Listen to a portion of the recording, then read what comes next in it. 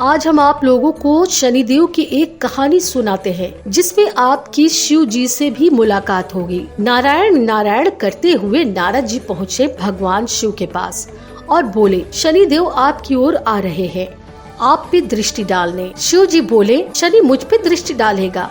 मैं ऐसी जगह जाके छुप जाऊंगा कि शनिदेव मुझे ढूंढ नहीं पाएंगे पूरे 7.5 साल तक। शिव जी गए और गंगा के अंदर समाधि लगाकर बैठ गए। 7.5 साल बीता, शिव जी बाहर आए, शनिदेव के पास गए और बोले, देखे मैं ऐसी जगह जाकर छुपा कि तुम मुझे ढूंढ ही नहीं पाए। शनिदेव मुस्कुराए और हाथ जोड़े और बोले, हे प्रभु, आप इतनी ठंड में 7.5 साल तक सांस रोक के जो पानी के अंदर बैठे थे, वही मेरा 7.5 साल का 7.5 का प्रकोप था। और भगवान शिव बोले, अरे ये कैसे?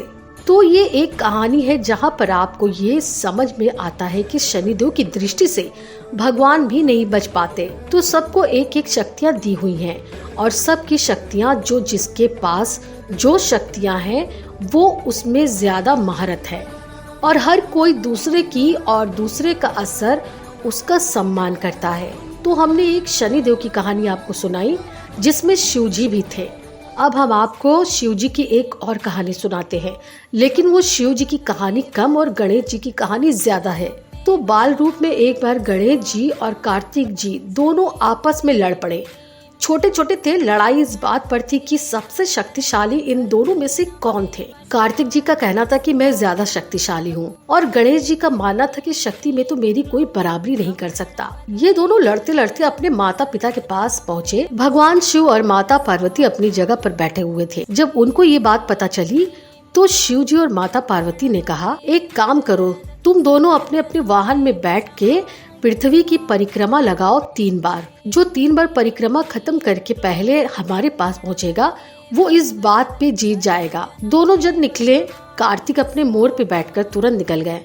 रह गए गणेश जी जिनका वाहन है चूहा। मगर फिर एक कमाल की बात हुई। कार्तिक जी के सफर में कार्तिक जी जहाँ जहाँ जाते पृथ्वी का भ्रमण करते हुए परिक्रमा लगाते हुए चूहे के पैर के निशान पहले परिक्रमा में चूहे के निशान थे, दूसरे परिक्रमा में एक और पूरा परिक्रमा किया हुआ चूहे के पैर का निशान। कार्तिक जी परेशान होकर कि रास्ते में तो कोई दिख नहीं रहा है और एक चूहा और एक मोटू गणेश मुझसे और मेरे मोर से आगे कैसे चल रहा है। जब 3 परिक्रमा खत्म करके कार्तिक जी भगवान शिव और माता पार्वती के पास वापस गए तो देखे कि गणेश जी चूहे के साथ बड़े आराम से वहाँ बैठे हुए थे। तब कार्तिक ने पूछा, ये कैसे हुआ? तुम ये प्रतिस्पर्धा कैसे जीत गए? तब गणेश जी जो कि बुद्धि के देवता, उन्होंने बताया कि उन्होंने भगवान शिव और माता पार्वती की ही 3 परिक्रमा कर ली वहीं के वहीं, जिसकी वजह से उनकी पृथ्वी की 3 परिक्रमा कार्तिक जी की परिक्रमा से पहले ही खत्म हो गई। वहीं शिव जी और माता पार्वती की मूर्ति की परिक्रमा करने का जो कारण है उसकी एक कहानी ये भी है। सांप यानी सर्प, ये तो बहुत देखा है हम लोगों ने और पुराणों में भी इस बात की कहानी भी है कि पहली बार सांप कहाँ से आए थे। तो एक कहानी है कि ऋषि कश्यप की 2 पत्नियां थी। एक पत्नी का नाम था कद्रू और दूसरी पत्नी का नाम था विंता। ये दोनों ऋषि कश्यप के सारे पूजा पाठ में तपस्या में उनकी मदद किया करती थी।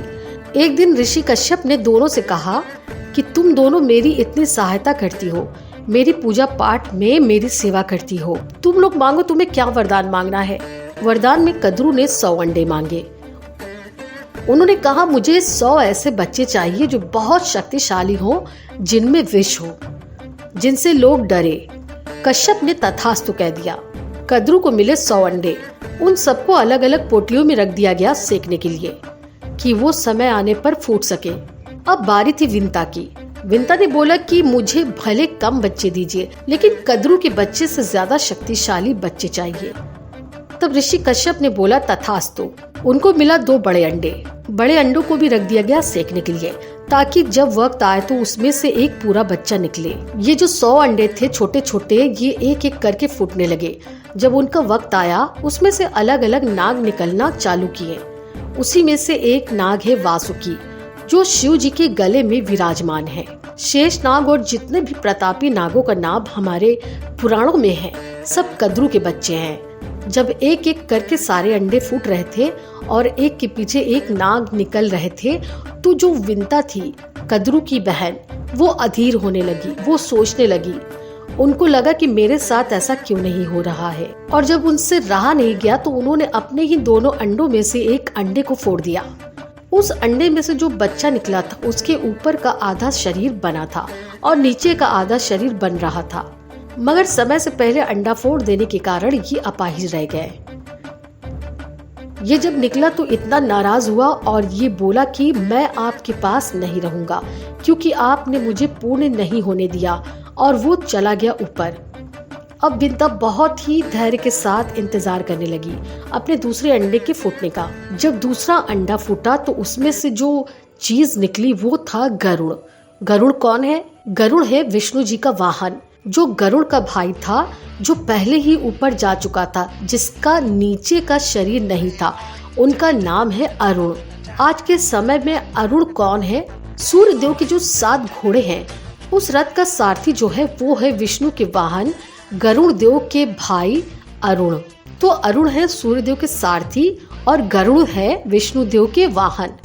और कद्रू मतलब सारे सांप, और विंता के बेटे मतलब गरुड़ और अरुण, वो दोनों बहनों के बच्चे हैं और इनमें बहुत ज्यादा दुश्मनी है। गरुड़ जो है वो नागों के बगल में खड़े नहीं हो सकते, और जो नाग गरुड़ से बहुत ज्यादा नफरत घृणा करते हैं। तो ये कहानी है गरुड़ के बनने की और पृथ्वी में पहली बार सांप आने की। तो दोस्तों, आपको ये वीडियो कैसी लगी हमें कमेंट करके जरूर बताएं। साथ ही हर हर महादेव अवश्य लिखें।